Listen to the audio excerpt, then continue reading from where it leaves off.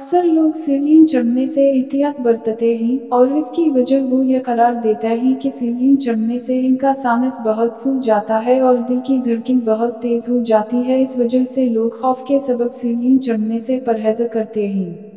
लेकिन माहिरीन के मुताबिक सीढ़ियाँ चढ़ते हुए सानस फूलना एक आम अलामत है।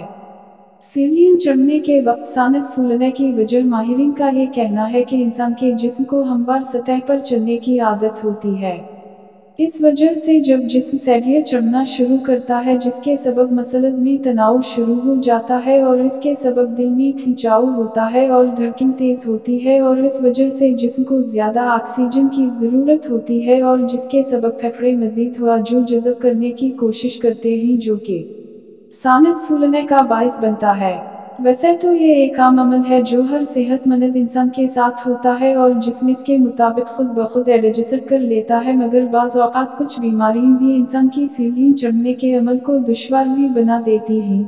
सानस फूलने का सबब ज़्यादा सानस फूलना कुछ खतरनाक बीमारियों की अलामत भी हो सकती है जिनके बारे में हम आपको आज बताएंगे। एक, दिल की बीमारी। अगर किसी इंसान को दिल की कोई भी तकलीफ होगी तो ऐसे फर्द के लिए सीढ़ियाँ चढ़ना खतरनाक भी साबित हो सकता है। दिल की इन बीमारियों में हाई ब्लड प्रेशर या लो ब्लड प्रेशर, खून की कमी, शरीरों का तंग हो जाना या बालों का बंद हो जाना शामिल है। इन बीमारियों के सबब सीढ़ियाँ चढ़ना ऐसे अफराद के लिए खतरनाक भी साबित हो सकता है, इस वजह से इन्हें एहतियात करनी चाहिए। 2, कोलेस्टेरोल में इजाफा। खून में कोलेस्टेरोल की शरह में इजाफा खून को गाढ़ा करने का सबब बन जाता है, जिस वजह से इसकी वजह से दिल दबाव का शिकार हो जाता है और सीढ़ियाँ चढ़ने की सूरत में जब दिल पर दबाव पड़ता है और वो खून को तेजी से सप्लाई करने की कोशिश करता है तो इससे दिल के रुक जाने का भी अंदेशा होता है।